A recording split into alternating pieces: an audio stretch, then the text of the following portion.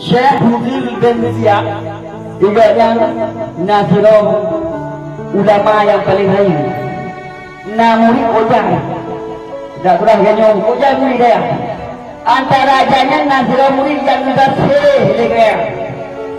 Kusaya lupu kebi punya rakyat kebi dengan konya nasi sayang ibu dah pulang sampai hari lupu hari tauhid nama mantai bayar lupu itu diberi Allah muridnya mereka waktu mereka tidak kena kepucak ibu Yasin Yasin putra ibu punya la takwa dan nak bacanya tak dulu hai dulu jauh murid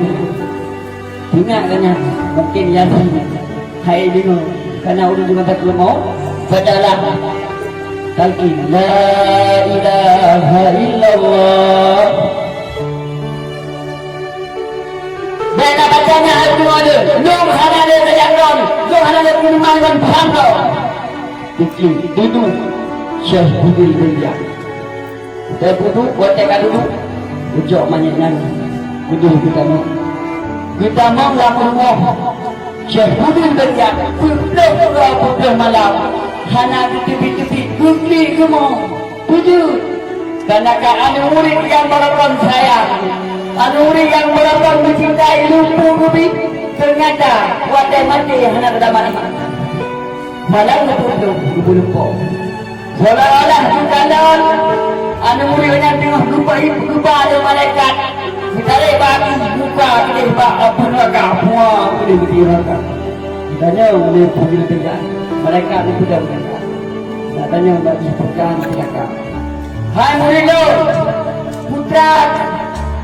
sampai kata anak putra mana ya Allah jauh bisalah bagi Asya ya Syekh belum anak lama iman dengan sebab 3 perkara pertama dinami mati ya ashabi belum galak padu domba sahabat sahabat lung dalam lokal atau dalam lek tanya kadu domba pakai ngon atau pakai ngon bagi goreng sampai ni ya tukang mereka ya joh goreng guna tidur lagi itu namanya mati tidak selamat iman pertama kedua bil hadadi ya sahabi dengki terhadap kawannya oh dengki sinyal lempu gede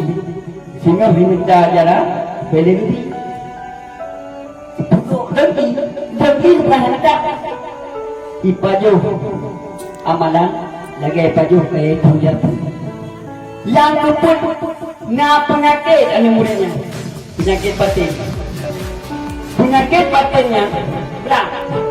adalah penyakit banyak kubra hanifah kubra tidak apa tabib kudu syarat dia tabibnya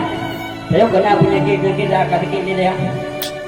balik boleh penyakit yang balik tabib kata harus jepara mana boleh